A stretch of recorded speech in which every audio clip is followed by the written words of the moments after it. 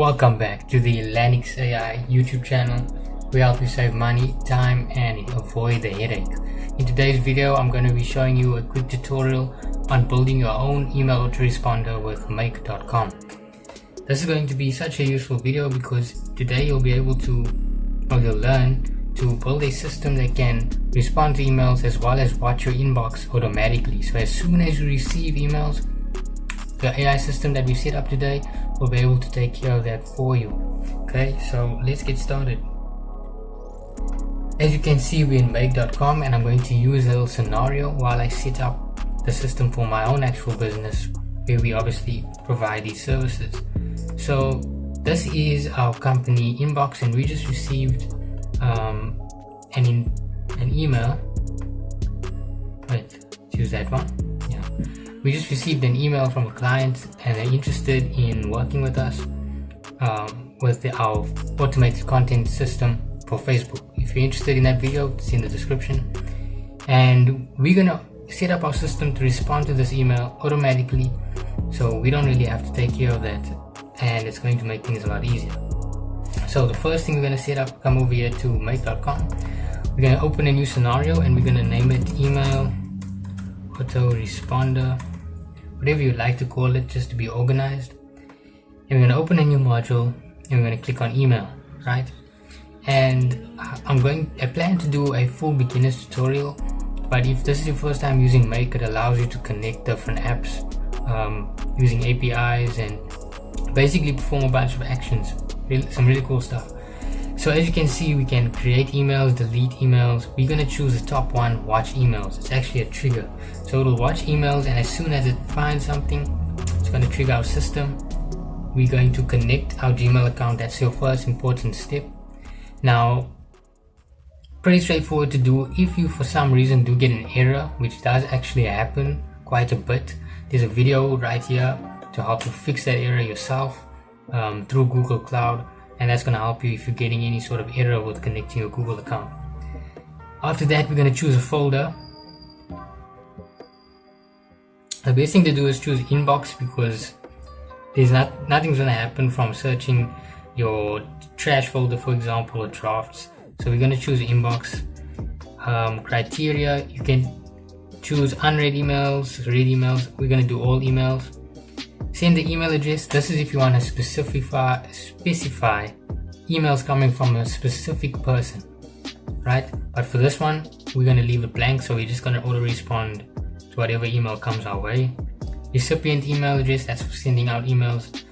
For subject line, we can say interested in your services. So what that means is it's going to look at the subject line, and if it has interested in your services, then it's going to proceed. If it doesn't, it won't perform the operation. So you could use this, you could actually make it more general. You could even just leave one word in here if you want to get a little more results, right? Phrase you can ignore. Mark messages as read when fetched. We're going to leave that on no. Maximum number of results, you can leave that on 1. And then this is very interesting. This is going to allow you to decide from where your automation is going to start from. So for this demonstration I'm showing you, we're going to select the first email, and this is going to allow us to manually choose an email to run our operation with. We're going to choose the most recent one, save. Okay, now we're going to run that once. If you want to test this on your own, I actually recommend you to use another Gmail account to draft up a test email, send that to your business account, and that way you can test the system. So as you can see, the operation is complete and it fetched us all the details from the email. Here's the text content, right? Here's the sender, the email address, the recipient. So that's good. Now the next thing we need to do to process this information, handle it, structure an email, and do all of this with AI is to use our good old friend OpenAI. We're going to open that and we're going to choose create a completion. Once again, you're going to want to set up a connection with OpenAI, and basically what that means is you'll have to get your API key and your organizational ID. organizational ID is very simple to get. It's not too important, at least in my experience, to put it in there every time. But your API key, you click over here and you get your API key. Save it somewhere, keep it private. Okay. Once your connection is set up, you're going to select a model. I'm going to just use 4.0 mini system. If you're still using a free account, I'm not sure if you'll have access to GPT-4. That's something you'll have to check, but either way, the system will still run fine. And this is the important part. So now what this means is, as soon as it retrieves the email, it's going to go straight to OpenAI, and it's going to ask the AI to perform some tasks. And now this is where we put in our prompts and everything, etc. Before I get any further, let me tell you about these tokens. If you want to understand tokens, okay, that's a nice explanation here, but you want to keep this low. So I'll put this at 200. It means it's how much is, like it says, your tokens are used in the output. But if you leave it as 2000, you can somehow end up spending a lot of money for something that doesn't need to cost that much. That's why I put it at 200 to be safe. So now we're going to add our prompts, right? And how this works is, it's like us going to ChatGPT and asking ChatGPT something, right? And so when we say the first role is going to be the system, that's us telling the AI what it's supposed to do. And by what I mean by that exactly is, I'm saying you're an intelligent email assistant. Okay, and all that's doing is laying the context for the AI. It understands, okay, it's an email assistant, that's what it's supposed to do. Now for the second role, we're going to be the user now, and I've actually made a Google Doc to make things a little more simpler to complete the completion. This is a nice little template that I came up with, and we're going to paste that in here. And all this is saying is, you're monitoring a sales inbox. The task is to digest the email, keep the responses clear, don't make assumptions. I'll put a link to this document in the description. What's really important I need to show you here is at the end, I wrote, do not write your name, position, company. Because I found after testing this, yeah, I would send the email out and it would have those, just like your name, position, company, those little blocks at the end, which was just weird looking. Image input you can leave. Third role, paste the received email. So that's the user.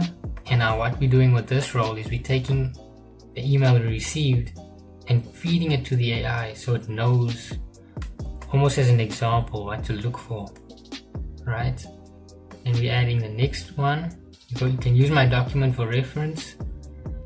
This is a system message, and this is now telling the system how it should respond. So it's an example incoming email and an example email that's being sent out, right?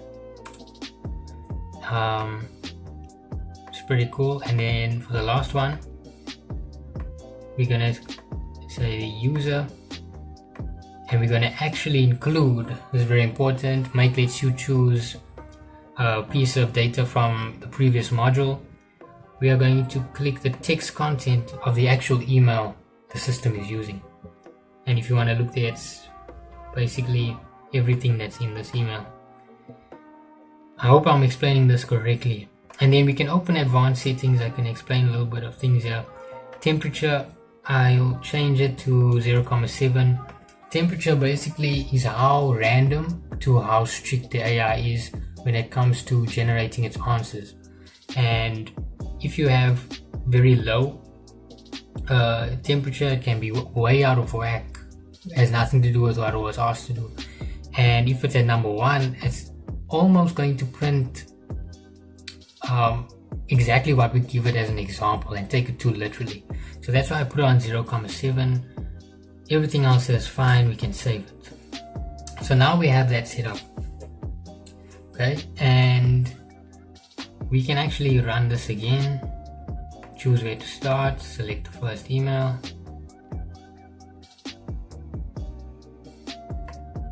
This one, save, run. So effectively, this first module, as you can see, it's fetching the email from our inbox. ChatGPT is now drafting up a completely original email to respond with. And if we open it, we go to output. Here's the response email right there. Now our next step is to get it back out to email. And before we do that though, for practical reasons, I'll show you how to add a delay so that when somebody sends an email, that's not an instant response that looks very robotic. So we're going to add tools.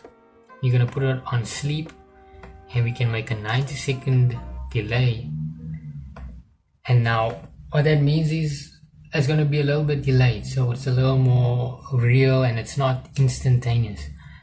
But for example's sake, I'm going to just disconnect it. So when I test the system, we don't have to wait 90 seconds. Let's unlink this. Unlink. Okay. So let's carry on. From the ChatGPT generated email, we're going to go back into email. And now we're going to go to send an email. Okay. Move that to the side. Save messages after sending. I think it's a good idea to save them. It's going to open up another connection. That's just how the API works. Folder. Send mail. We're sending it out. Recipient. This is what we're sending it to. Once again, we're going to use this lovely feature that allows us to very easily, without a lot of coding knowledge, take variables and data from our previous module into what we need to use it for now. We're going to send it out, as you can see here in the email module. It has two email addresses, our email address and the person that sent an email to us. We're going to put the email address there. Subject, we can type something in, or we can kind of use the subject from this email. So I'll use my own subject and I'll say email received, talk soon. Okay. Content type, you're going to want to switch it to plain text, and in the content we're going to go to ChatGPT. As you can see here, we're going to go to choices, message, content. And what's going to help you is if you just look to the side, it'll show you what's contained within that variable.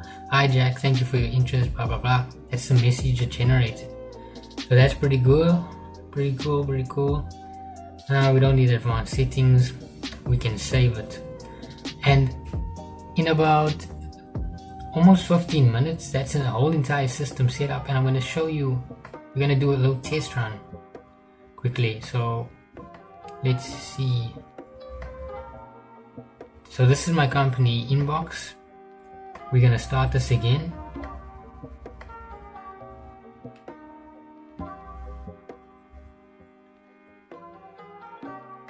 Click the top link, save. And we are going to run this once. So now it just pulled the email that we received from this guy, right? And it's going to send out an automated response to him. And we look at the output. Here's the email it sent out. Hi Jack, thank you for your interest in our automated content system for Facebook. We're excited to help you get started. To proceed, I recommend scheduling a call. So now we can check if that worked. We'll go into, first of all, our sent.